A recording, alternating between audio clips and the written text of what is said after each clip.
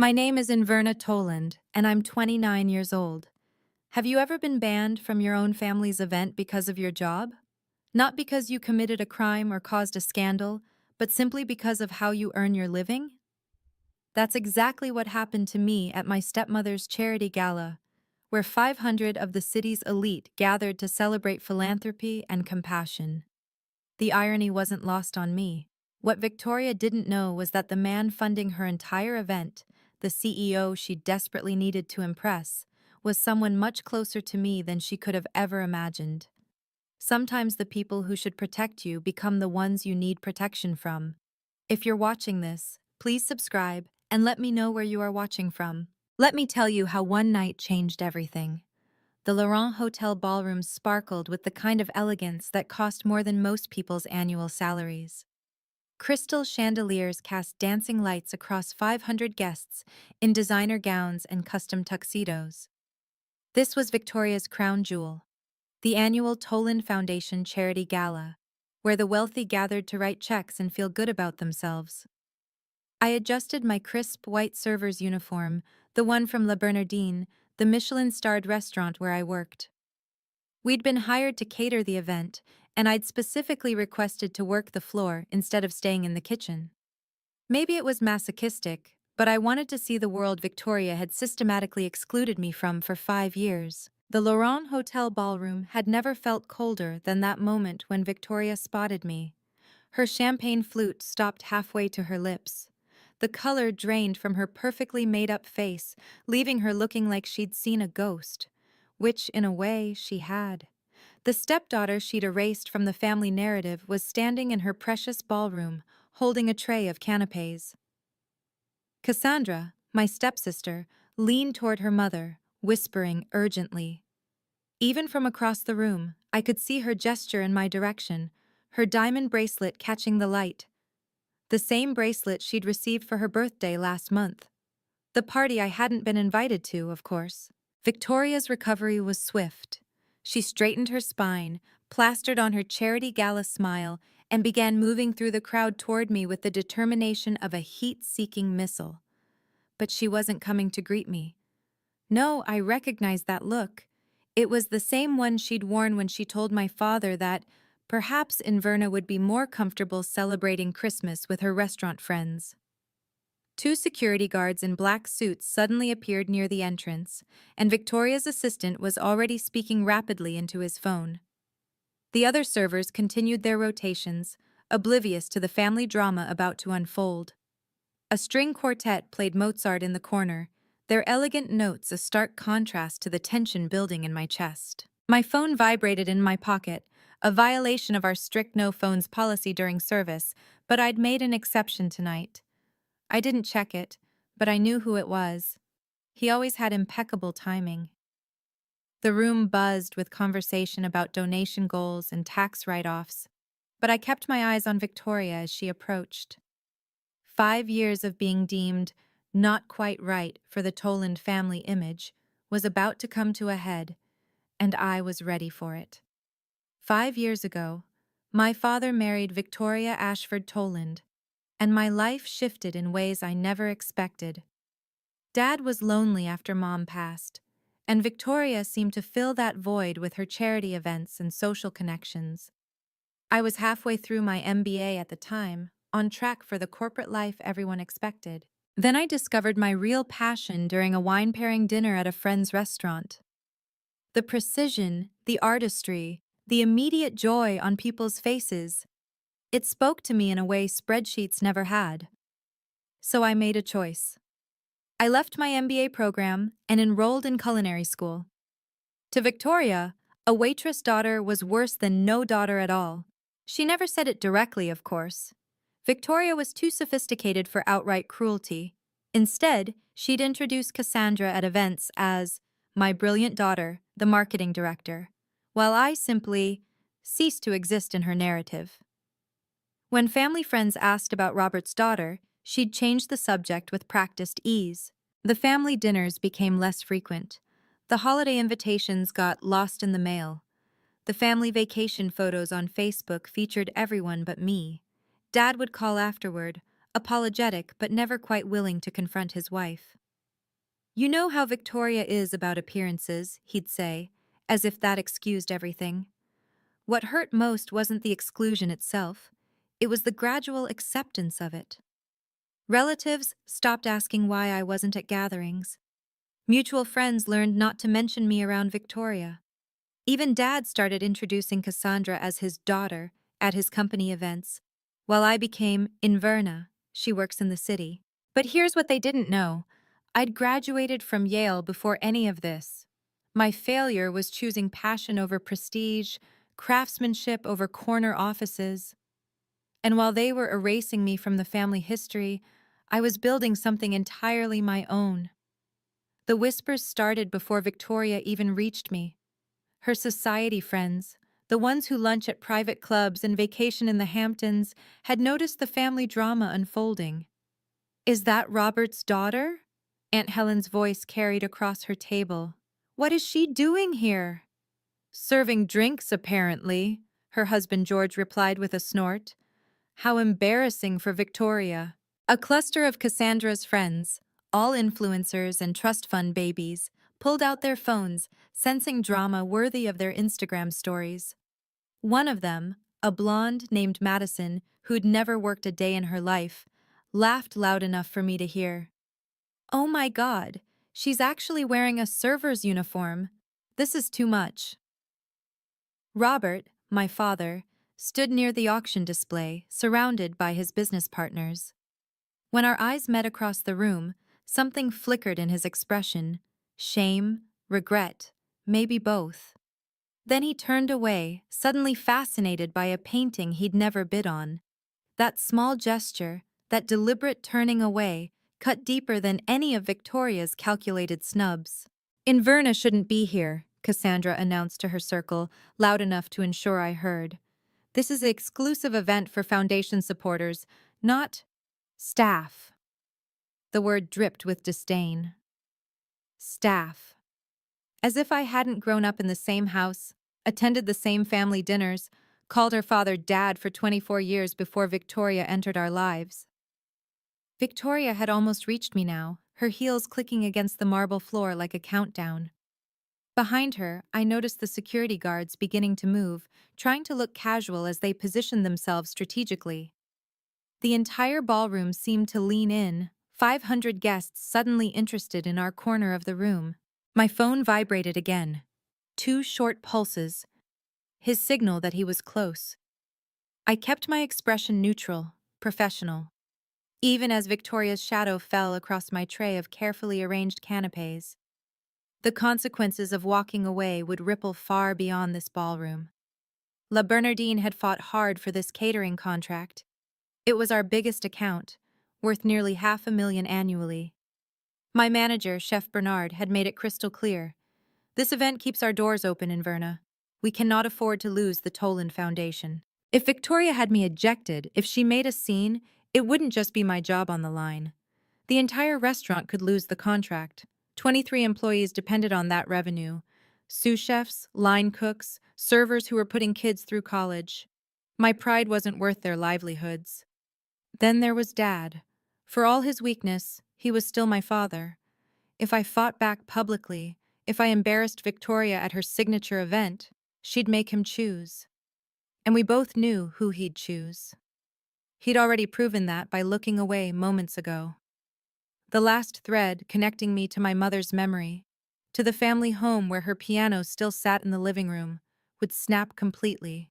But perhaps the biggest stake was the secret I'd guarded for 2 years. The wedding ring hidden beneath my server's gloves. The marriage certificate filed quietly at City Hall. The life I'd built away from the Toland family drama. Marcus and I had agreed to keep our marriage private until the time was right, until we could reveal it on our own terms.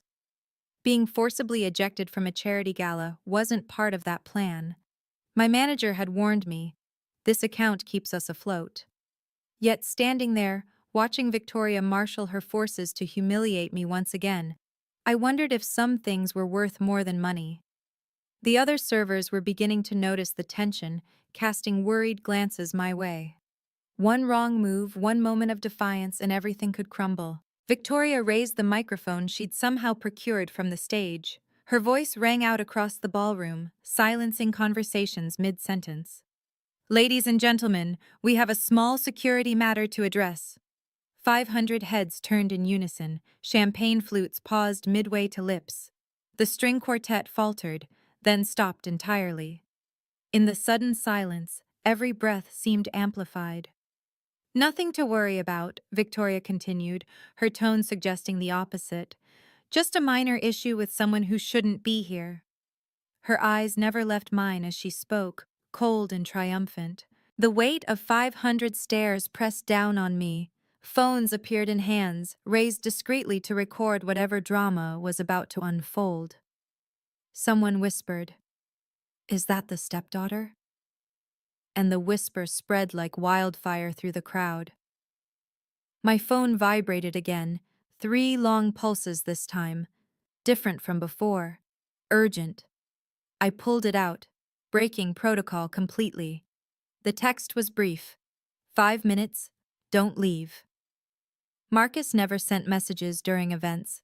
He was supposed to be at a board meeting across town, finalizing a merger that had consumed his attention for weeks. Something had changed. Victoria's smile widened at my apparent distraction.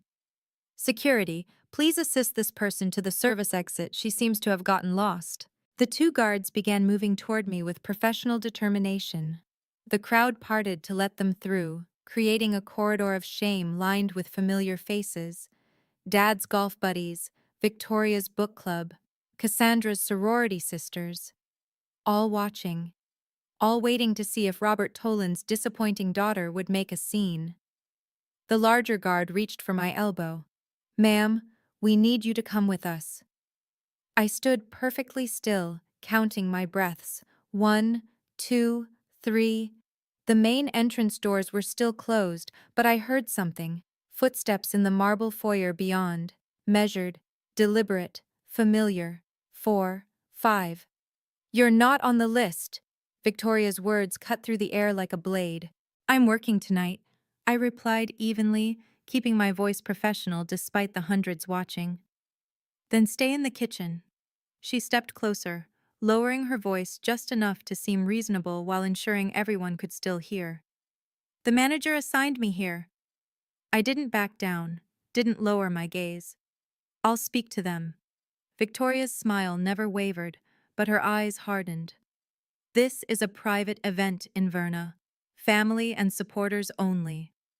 Funny how I'm neither, despite being both. The words slipped out before I could stop them. Gasps rippled through the crowd. Victoria's composure cracked for just a moment, revealing something ugly beneath. "You were never supposed to be here," she hissed, abandoning pretense. "Your name was never supposed to be on any list." I made sure of that 5 years ago. The admission hung in the air. Several guests exchanged uncomfortable glances.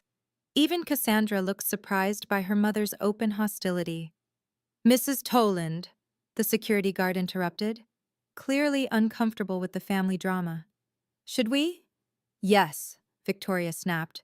"Remove her, now." "I haven't done anything wrong," I stated clearly, ensuring my voice carried. "I'm an employee of the catering company you hired." "You're a disruption," Victoria countered. "And you're leaving." Robert finally spoke from across the room. "Inverna, please, don't make this harder." Those 7 words from my father hurt more than all of Victoria's venom. Don't make this harder, as if I was the one causing problems by simply existing in the same space. The security guard reached for my arm again. This time I didn't resist, but I also didn't move. "Your name was never supposed to be there, Inverna." Victoria's final words were meant to wound. "You were never supposed to be part of this family." "Mom, she's embarrassing us." Cassandra's voice rang out, playing to her audience of influencers who were live streaming the drama. "A waitress at our gala?" Aunt Helen clutched her pearls in theatrical horror. "Victoria, dear, how mortifying for you." Uncle George, Dad's own brother, shook his head in disgust. "Robert, control your daughter. This is inappropriate." "Control your daughter." As if I were a misbehaving child instead of a 29-year-old woman being publicly humiliated for having a job they deemed beneath them. "Security, Please escort her out. Victoria's command was firm, final. Through the service exit where she belongs. The crowd pressed closer, hungry for the climax of this unexpected entertainment. Someone actually laughed, a cruel tinkling sound that echoed off the crystal chandeliers. Madison, Cassandra's friend, narrated for her Instagram followers. "Oh my God, you guys, the family drama is insane. She's literally being kicked out." The security guards flanked me now, close enough that I could smell their cologne. The larger one spoke quietly, almost kindly. "Ma'am, please don't make us force you." I stood perfectly still, counting my breaths. 1, 2, 3. I wouldn't cry, wouldn't beg, wouldn't give them the satisfaction of seeing me break. My mother had taught me that dignity couldn't be taken, only surrendered. "This is what you wanted, isn't it?" I asked Victoria, my voice steady despite the trembling in my chest. "To erase me completely?" She didn't answer. She didn't need to. Her satisfaction was written across her face. 4, 5. Then, with timing so perfect it seemed scripted, the main ballroom doors swung open. Not the service entrance where they wanted to exile me, but the grand main entrance, with its gold-leafed frame and crystal handles. Every head in the room turned toward the sound. The two security guards had their hands hovering near my elbows, not quite touching, but ready to escort me out. The crowd had formed a perfect semicircle, phones raised like modern-day torches, capturing every second of my humiliation for social media posterity. "This is a private event," Victoria repeated into the microphone, her voice carrying the authority of someone who'd never been challenged. "We have standards to maintain." Standards. The word echoed in the vast ballroom, bouncing off marble pillars and crystal fixtures. Several guests nodded in agreement, comfortable in their bubble of privilege where worth was measured in net worth. Madison zoomed her phone camera on my face. "She's not even crying," she whispered to her followers, sounding almost disappointed. "Just standing there like a statue." The security guards exchanged glances, clearly uncomfortable with the scene, but bound by their duty to the client. The younger one shifted his weight, his polished shoes squeaking against the marble floor. Then came the footsteps from the main entrance, measured, deliberate, commanding attention without demanding it. The footsteps were familiar, measured, authoritative. The kind of walk that suggested the person knew exactly where they belonged and had no doubt about their right to be there. The crowd near the door began to part like the Red Sea, whispers following in the wake. "Is that? Oh my God, he's here!" But he wasn't supposed to arrive until... Victoria's assistant frantically checked his tablet, his face paling.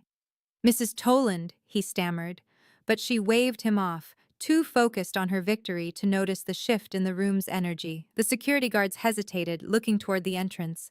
Even they sensed that something had changed, that the power dynamic in the room was about to shift dramatically. The footsteps stopped just inside the doorway, and for a moment, the entire ballroom held its breath. If you've ever been judged for your job or felt like family should accept you as you are, hit that subscribe button. This story is about to take a turn that nobody in that ballroom expected. Have you ever had to hide something important from your family? Let me know in the comments. Now, let's see what happens when the person walking through that door changes everything. Marcus Whitmore commanded attention without trying. His charcoal Tom Ford suit was understated but impeccable, the kind of quiet luxury that whispered rather than shouted. He moved through the crowd with the confidence of someone who'd been born into rooms like this, but had earned his place through merit, rather than inheritance. Victoria's entire demeanor transformed in an instant. The microphone lowered from her lips, her spine straightened, and her charity gala smile snapped into place like armor. "Mr. Whitmore, what an honor!" Her voice dripped honey where moments before it had dripped venom. "We weren't expecting you until the auction." But Marcus didn't look at her. His dark eyes swept across the ballroom with the practiced ease of someone who could read a room in seconds. The cluster of phones recording, the security guards flanking me, the crowd hungry for drama. His gaze found mine across the sea of designer gowns and tuxedos, and something flickered in his expression. Not surprise, he knew exactly what he was walking into. He'd probably watched it unfold from the lobby cameras on his phone. "Mrs. Toland," he said, his voice carrying without effort. "I see you have a situation here."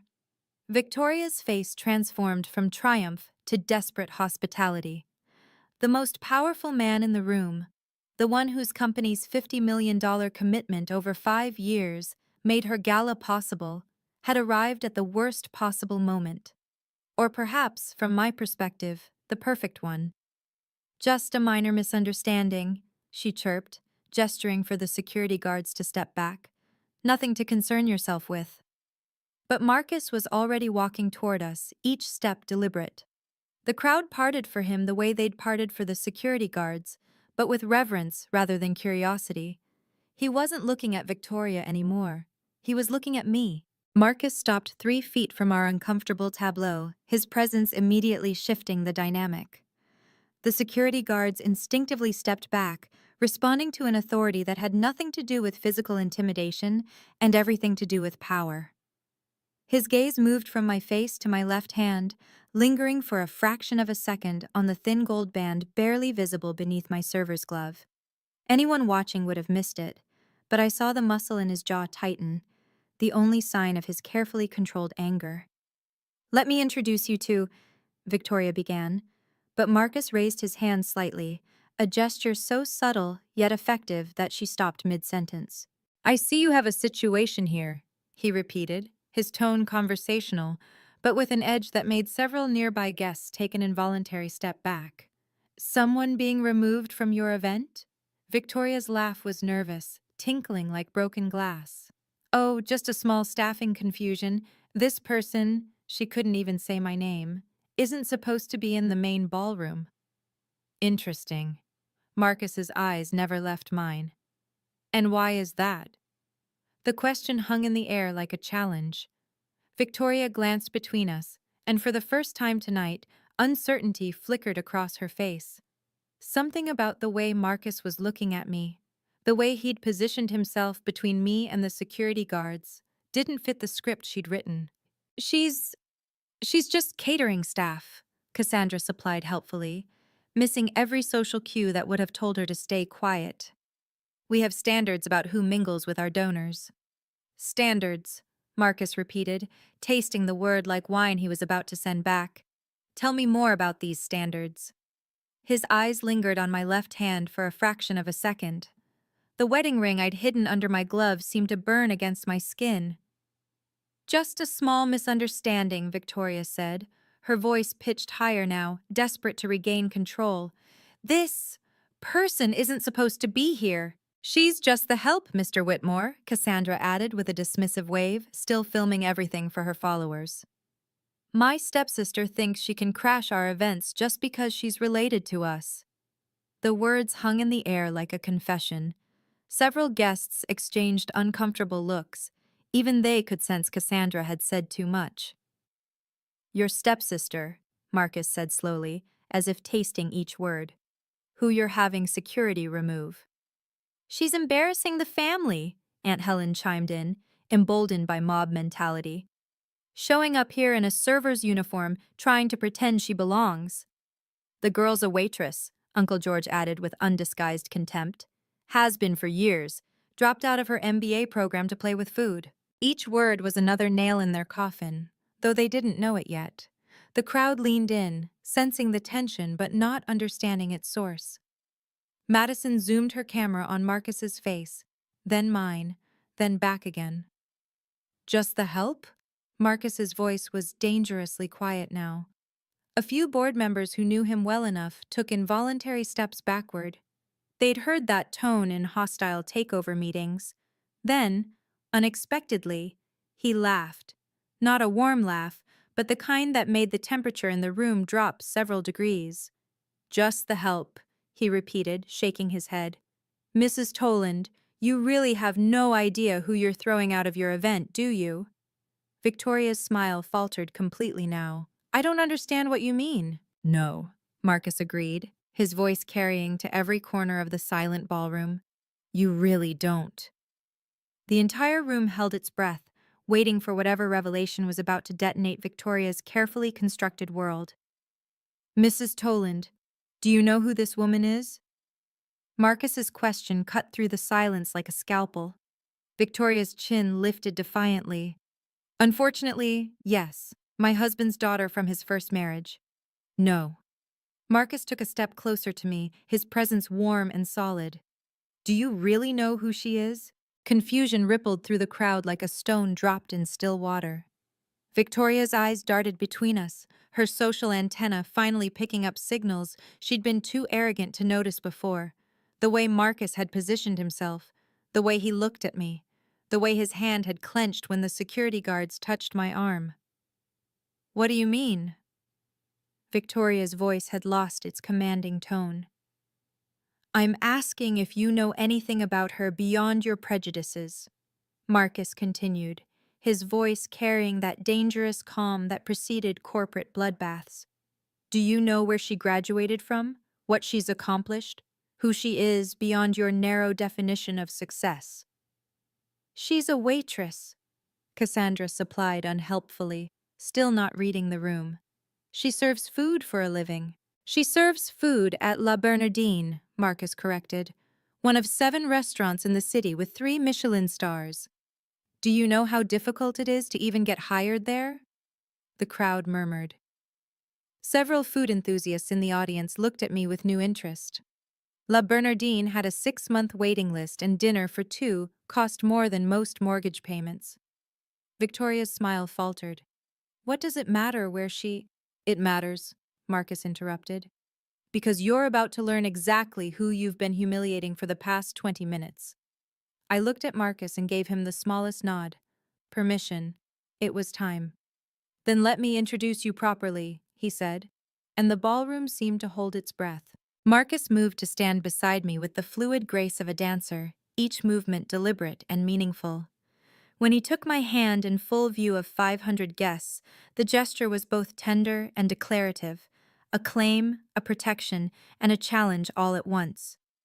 Gasps erupted across the ballroom like fireworks. Someone dropped a champagne flute. It shattered against the marble, the sound sharp in the stunned silence that followed. What? What are you doing? Victoria's voice cracked, her composure finally shattering like that champagne glass. Cassandra's phone slipped from her suddenly nerveless fingers, clattering on the floor. Her mouth opened and closed like a fish gasping for air, no words coming out for perhaps the first time in her life. The crowd pressed closer, their shock palpable. These people who'd just been calling for my removal, who'd laughed at my humiliation, now stared at our intertwined hands as if witnessing a magic trick they couldn't explain. Marcus lifted my hand slightly, ensuring everyone could see the simple gold band on my finger, the one I'd hidden under my server's glove for 2 years. The overhead lights caught it, making it gleam like a beacon. I don't understand, Victoria stammered, her face cycling through expressions, confusion, denial, dawning horror. This is some kind of mistake. No mistake, Marcus said simply, his thumb brushing over my wedding ring in a gesture so intimate that several people looked away. Though I understand your confusion, we've kept our personal life private. Robert, my father, pushed through the crowd, his face ashen. Inverna? His voice was strangled. What is this? The diamond ring on my finger caught the chandelier light, sending tiny rainbows across Victoria's pale face. The same woman who'd just called me just the help was now staring at evidence that I was anything but. This is my wife, Inverna Whitmore. Marcus's words detonated in the ballroom like a bomb, sending shockwaves through the crowd. We've been married for 2 years. The room exploded. 500 voices rose at once, gasps, exclamations, denials. Someone actually screamed. Phones flashed like strobe lights as everyone tried to capture the moment when Victoria Ashford Toland's world imploded. That's impossible! Cassandra shrieked, abandoning all pretense of sophistication. Her carefully curated image crumbled as she stood there, mouth agape, looking between her mother and me. Victoria's face had gone from pale to gray, her body swaying slightly as if the ground had shifted beneath her designer heels. The microphone slipped from her fingers, hitting the floor with a feedback shriek that made everyone wince. "Mrs. Inverna Whitmore," Marcus repeated, his voice cutting through the chaos. "Remember that name, Victoria." The security guards who'd been about to escort me out now stood frozen, uncertain whether they should bow, apologize, or simply disappear. The older one actually took a step back, his hand moving to his tie as if it had suddenly become too tight. Madison and her influencer friends had their phones trained on us, broadcasting the drama to thousands of followers in real time. The hashtags would be trending within the hour. Charity Gala scandal, billionaire wife. Reveal, Toland Foundation, drama. Board members of the Toland Foundation exchanged panicked glances. Several major donors were already moving toward the exits, their expressions suggesting they wanted nothing to do with whatever was about to happen next. 2 years, someone whispered.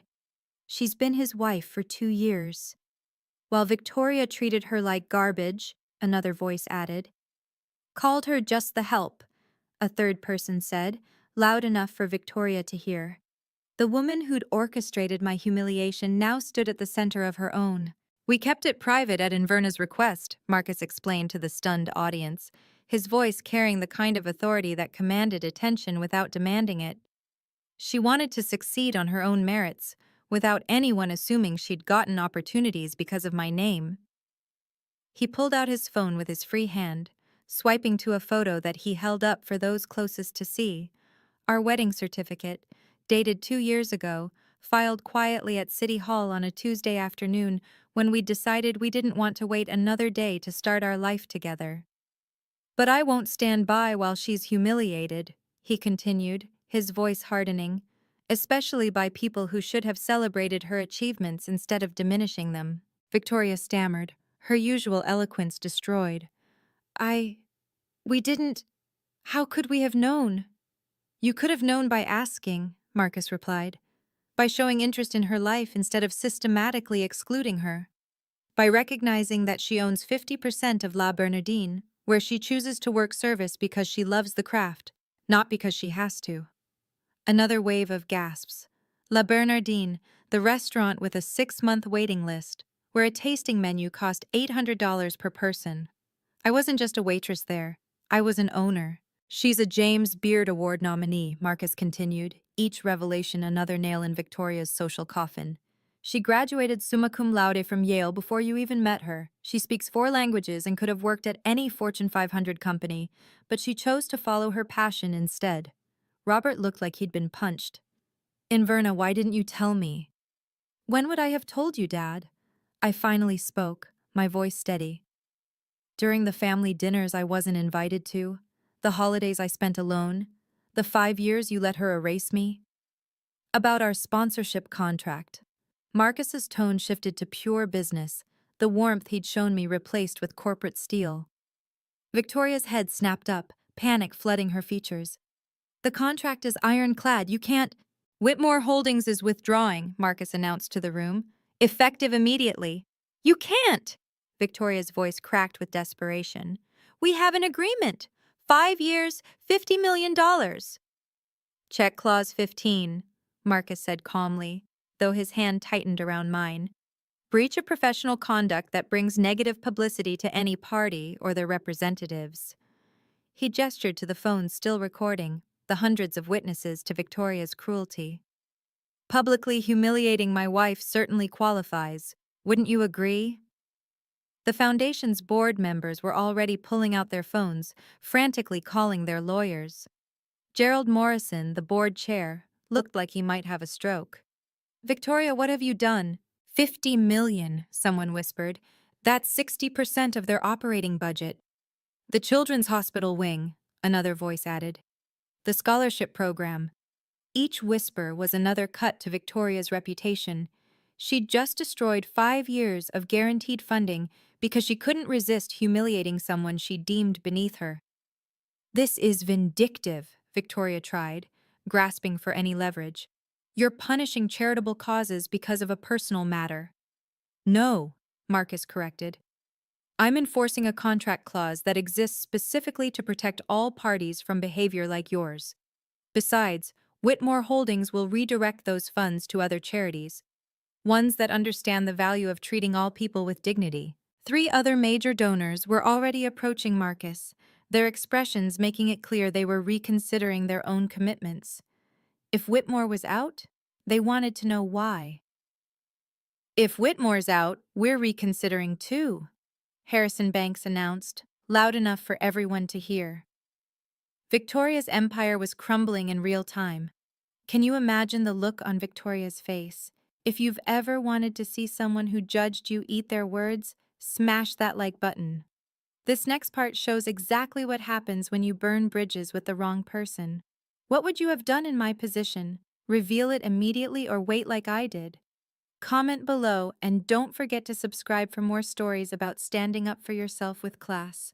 Marcus pulled out his phone and called his legal team, deliberately putting it on speaker so everyone could hear.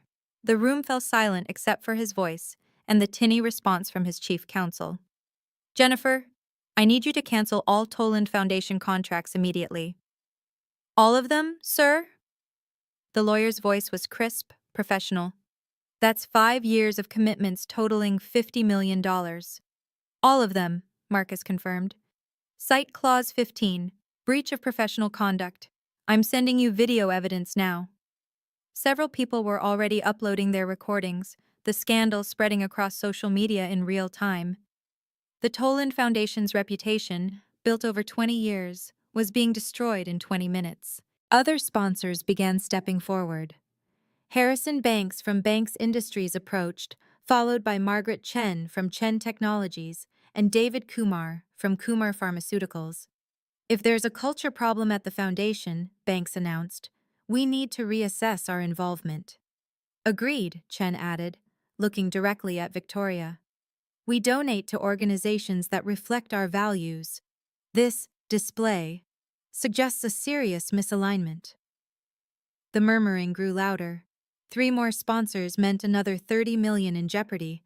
The foundation's entire budget was evaporating because Victoria couldn't treat her stepdaughter with basic human decency.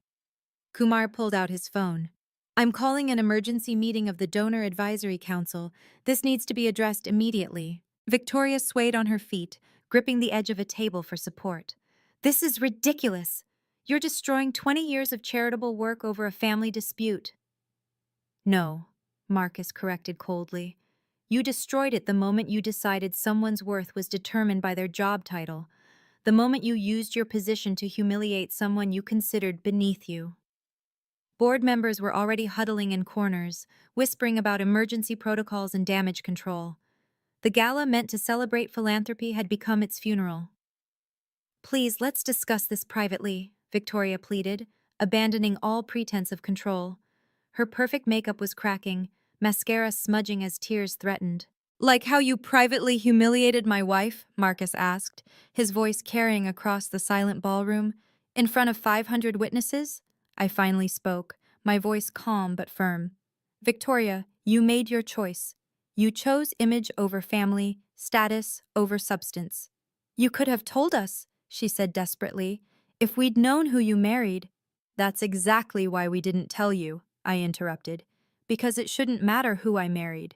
You should have treated me with respect regardless. I learned from you, Victoria, I continued, meeting her gaze steadily. Image is everything, right? Well, now everyone can see your true image. Cassandra tried to approach me, her hands outstretched in supplication. Inverna, please, we're family. You can't let him do this. Family? I asked quietly. Was I family when you told everyone I was just the help? When you filmed my humiliation for your Instagram followers? She flinched as if slapped. I didn't mean... You meant every word, I said simply. You just didn't expect consequences. The board members had finished their hushed conference. Gerald Morrison stepped forward, his face grave.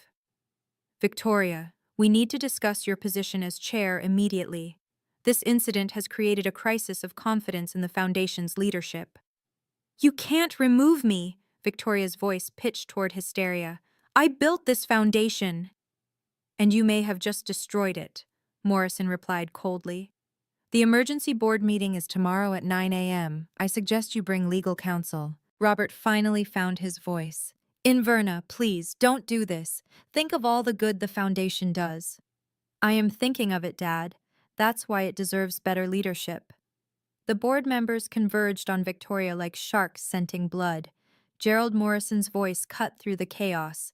We need an emergency meeting, tonight. This is a disaster for the foundation, another board member, Patricia Wells, said loudly enough for everyone to hear.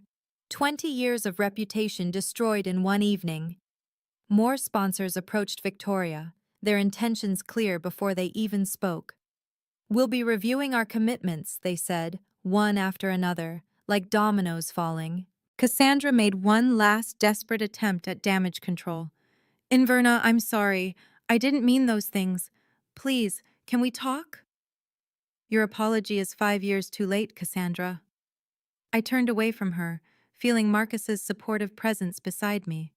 The security guards who'd been about to throw me out now stood awkwardly at the edges of the drama, clearly wishing they could disappear. The older one actually approached Marcus. Sir, we had no idea. We were just following Mrs. Toland's orders. I know, Marcus said simply. You were doing your job. Unlike Mrs. Toland, I don't blame people for that. The pointed comment made Victoria flinch. She stood in the center of the ballroom she'd ruled just minutes ago, now abandoned by allies who sensed the shifting power dynamic. Waiters from La Bernardine, my colleagues, began to gather around me, their expressions showing a mix of shock and fierce pride. They'd watched me face this humiliation with dignity, and now they witnessed my vindication. Should we continue service? My manager, Chef Bernard, asked quietly. He'd emerged from the kitchen, having heard the commotion. I looked at the chaos around us, board members arguing, sponsors leaving, Victoria standing alone in her designer gown like a queen without a kingdom. No, I said clearly. La Bernardine is withdrawing from this event, effective immediately. The next morning, the scandal was everywhere. Charity Gala, Disaster Foundation Chair humiliates billionaire's wife, ran across the business section of the Times. The social media clips had gone viral overnight, with millions of views and counting. The foundation held its emergency board meeting at 9 a.m. sharp. By 9:47, Victoria Ashford Toland was no longer chair. By noon, she'd been removed from the board entirely. The vote was unanimous. The foundation's losses were staggering. Beyond Whitmore Holdings' $50 million, 6 other major sponsors pulled their funding. Total damage, $120 million over 5 years. The Children's Hospital wing was postponed indefinitely. The scholarship program cut by 70%. Cassandra's carefully curated image imploded along with her mother's.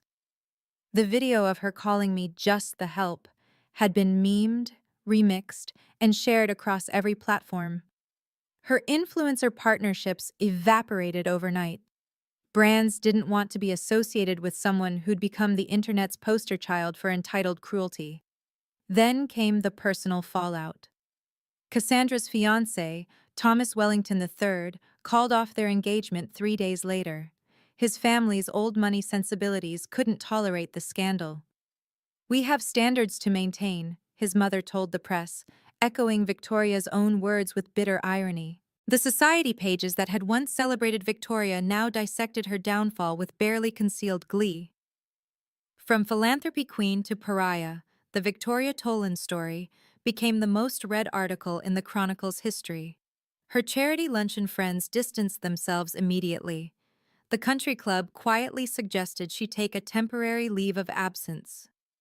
The museum board she'd served on for a decade found a polite reason to request her resignation. In trying to protect her image by excluding me, Victoria had destroyed everything she'd spent 20 years building. The irony wasn't lost on anyone.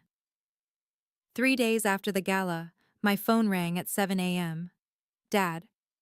Inverna, can we talk? Just the two of us? We met at Mom's favorite coffee shop, the one near our old house where she used to take me for hot chocolate after piano lessons. He looked older, defeated, sitting in the corner booth we'd claimed as ours 20 years ago. "I'm sorry I didn't stand up for you," he said without preamble. "I was a coward." The words hung between us like a bridge waiting to be crossed. I'd imagined this conversation 1,000 times, but now that it was here, I felt strangely calm. "Yes, you were," I agreed simply. No point in softening the truth now. He flinched but didn't defend himself. I told myself I was keeping the peace, that it would blow over, that Victoria would eventually come around. "Did you really believe that?" "No." The admission seemed to physically pain him. "I knew what she was doing. I was afraid of being alone again after your mother died." "So you chose her comfort over mine?" "Yes." Tears ran down his face, and he didn't wipe them away. "And I lost you because of it. The truth is, Inverna, I lost the best part of our family when I let Victoria erase you. Dad, I needed you to choose me just once." "I know, God, I know. Can you ever forgive me?" I looked at this man who'd raised me, who'd taught me to ride a bike and had walked me down the aisle at my secret wedding, because despite everything, I'd still wanted my father there. "I can try," I said finally, "but Victoria can't be part of this. If you want a relationship with me, it's just us." "She's moving out," he said quietly. "The divorce papers were filed yesterday." Life after the gala felt surreal but authentic in a way it hadn't been for years. I still worked service at La Bernardine 3 nights a week, but now I did it openly, without hiding my wedding ring or pretending to be someone I wasn't. My colleagues treated me differently, not with the deference I'd feared, but with a deeper respect. They'd seen me face humiliation with dignity and come through it without losing myself. "You could have destroyed her from day one," my fellow server Antoine said one evening. "But you waited. You let her show her true colors." "I never wanted to destroy anyone," I replied, polishing wine glasses for the evening service. "I just wanted to be left alone to live my life." Marcus and I went properly public after the gala. We attended events together, but I kept working because I loved it. The food world embraced us, a power couple who understood that passion mattered more than pedigree. The James Beard Award nomination I'd kept quiet about became public knowledge. Food and Wine magazine did a profile. The billionaire's wife who chooses to wait tables. But the story wasn't about Marcus. It was about my journey, my achievements, my choice to follow passion over convention. Chef Bernard promoted me to service director, a role that let me train new servers while still working the floor. "You understand service at a level most people never reach," he said. "Because you understand that serving others is a privilege, not a humiliation." Marcus supported every decision. "I fell in love with the woman who chose happiness over status," he reminded me one evening as we prepped for service together, him helping as a volunteer runner, just for fun.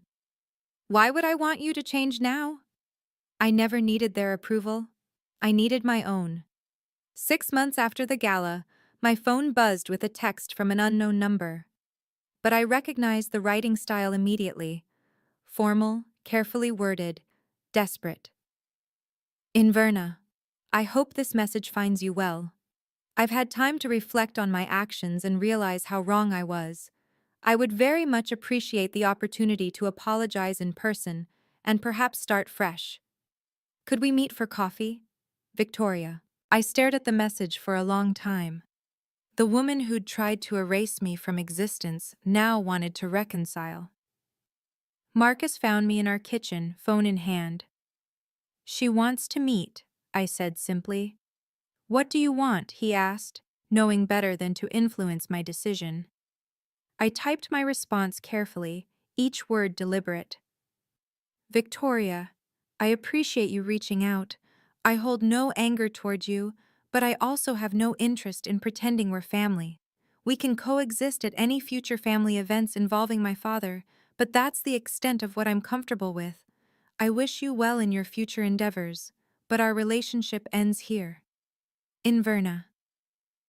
Her response came quickly. "Please reconsider."